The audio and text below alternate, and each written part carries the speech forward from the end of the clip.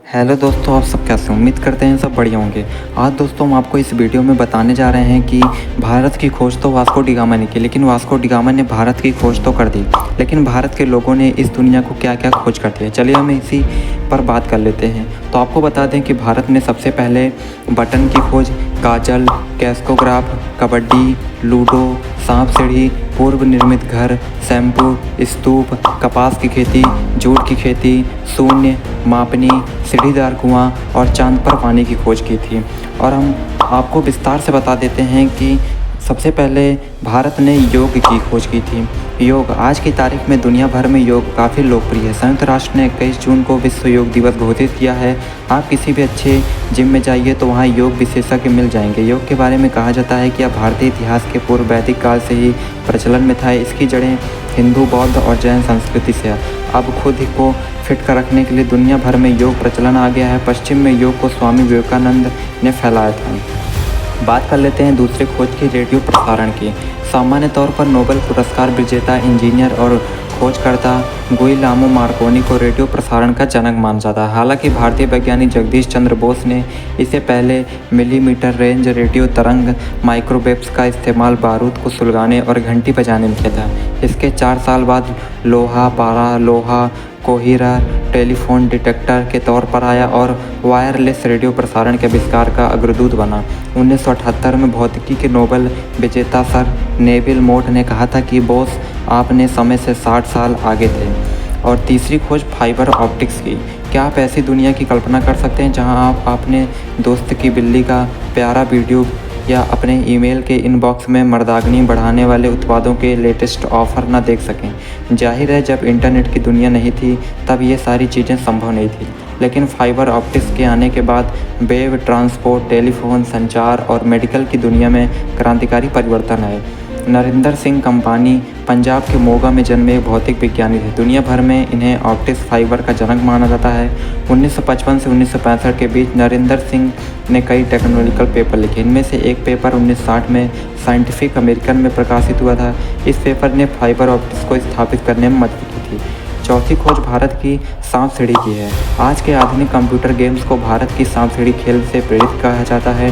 भारत का यह खेल इंग्लैंड में काफ़ी लोकप्रिय हुआ है। इस खेल की उत्पत्ति का संबंध हिंदू बच्चों में मूल्यों को सिखाने के तौर पर देखा जाता था। यहाँ सीढ़ियों को सदाचार और सांप को शैतान के रूप में देखा जाता था। ऐतिहासिक रूप से इसे मोक्ष के रूप में देखा जाता था, जिसका संबंध बैकुंठ यानी स्वर्ग से है। हालांकि 19वीं शताब्दी में जब यह औपनिवेशिक भारत में आया तो ब्रिटिश बाजार में इससे नैतिकता वाले पक्षों को हटा दिया गया था। हम पांचवी खोज की बात कर लेते हैं, यूएसबी पोर्ट। यूएसबी यानी यूनिवर्सल सीरियल बस पोर्ट के आविष्कार से हमें इलेक्ट्रॉनिक डिवाइसों से जुड़ने में मदद मिली। इससे उस शख्स की भी ज़िंदगी बदल गई जिसने इसे बनाने में मदद की। उस शख्स का नाम अजय भट्ट है। 1990 के दशक में भट्ट और उनकी टीम ने डिवाइस पर जब काम शुरू किया तो उस दशक के आखिर तक कंप्यूटर कनेक्टिविटी के लिए यह सबसे अहम फीचर बन गया था। भारत में जन्मे अजय भट्ट को इस मामले में सार्वजनिक तौर पर यह पहचान तब मिली जब 2009 में इंटेल के लिए एक टेलीविज़न विज्ञान आया। इसके बाद गैर यूरोपियन श्रेणी में 2013 में भट्ट को यूरोपियन इन्वेंटर अवार्ड से नवाजा गया। हम चौथे खोज की बात करते हैं, फ्लश टॉयलेट। पुरातात्विक सबूतों को साफ पता चलता है कि फ्लशिंग शौचालय सिंधु घाटी सभ्यता में मौजूद था। कांस्य युगीन सभ्यता को यह इलाका बाद में कश्मीर बना। यहाँ जलाशय और सीवेज काफ़ी व्यवस्थित क्रम में थे। और हम सातवीं खोज की बात कर लेते हैं, शैम्पू की, जिसे हर व्यक्ति अपने घर में यूज करता ही होगा। शैम्पू से बाल धोने के बाद भला कौन अच्छा महसूस नहीं करता होगा। खुशबू, चमक और आत्मविश्वास को आसानी से महसूस किया जा सकता है। बिना शैम्पू के नहाना ऐसा लगता है मानो दोपहर बाद की चाय पीना बिना बिस्कुट के ही। ऐसा लगता है कि बिना शैम्पू के कैसे नहाया जा सकता है। भारत में 15वीं शताब्दी में कई पौधों की पत्तियों और फलों के बीजों से शैम्पू बनाया जाता था। ब्रिटिश उपनिवेश काल में व्यापारियों ने यूरोप में इस शैम्पू को पहुँचाया था। और हम आठवीं खोज की बात कर लेते हैं। आपको यह पता ही होगा कि शून्य का आविष्कार भारत में हुआ था। चांद पर पानी की खोज भी भारतीय वैज्ञानिकों द्वारा ही की गई थी। आइए आपको बताते हैं इन खास आविष्कारों के अलावा और भी कई रोचक आविष्कार भारत में हुए हैं, शायद ही आपको पता होगा। जैसे कि आपको बता दें कि बटन की खोज। बटन को सबसे पहले मोहनजोदड़ो में सजावट के लिए इस्तेमाल किया गया था। जिस बटन को आप शर्ट में, टी शर्ट में पहनते हैं, हम उसी बटन की बात कर रहे हैं। और शतरंज, जिसे शतरंज का विकास चतुरंगा नाम के बोर्ड गेम से हुआ था। जिसे 6ठी शताब्दी में गुप्त साम्राज्य के दौरान खेला जाता था। और हम बात कर लेते हैं प्लास्टिक सर्जरी की। जी हाँ, दुनिया भर में खूबसूरती बढ़ाने के लिए इस्तेमाल होने वाले प्लास्टिक सर्जरी का आविष्कार भी भारत में ही हुआ था। और हम बात कर लेते हैं स्याही का। स्याही का आविष्कार भारत में हुआ था। हालांकि कुछ इतिहासकार यह भी कहते हैं कि इसका आविष्कार चीन में हुआ माना जाता है। और हम बात कर लेते हैं मोतियाबिंद के ऑपरेशन का। ऐसा कहा जाता है कि भारतीय वैद्य सुश्रुत को मोतियाबिंद हटाना आता था। बाद में यह प्रक्रिया भारत से चीन पहुंची। और हम बात कर लेते हैं कपास की खेती की। भारतीयों ने कपास की खेती शुरू करके कपड़े बनाए और यह आविष्कार सिंधु घाटी सभ्यता के दौरान हुआ था।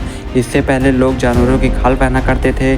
और जूट की खेती की भी शुरुआत, जिससे रस्सियाँ बनाई जाती हैं, इसकी भी शुरुआत भारत से हुई थी और इसकी भी खोज भारत से ही मानी जाती है। और काजल की भी खोज भारत में ही मानी जाती है, जिससे स्त्रियों की सुंदरता बढ़ती है। और मापनी यानी स्केल की भी खोज भारत में हुई थी। हमारी यह इन्फॉर्मेटिव वीडियो आपको अच्छी लगी हो तो हमारे चैनल को सब्सक्राइब करना ना भूलें। मिलते हैं नेक्स्ट वीडियो में इसी तरह के इन्फॉर्मेटिव वीडियो के साथ में।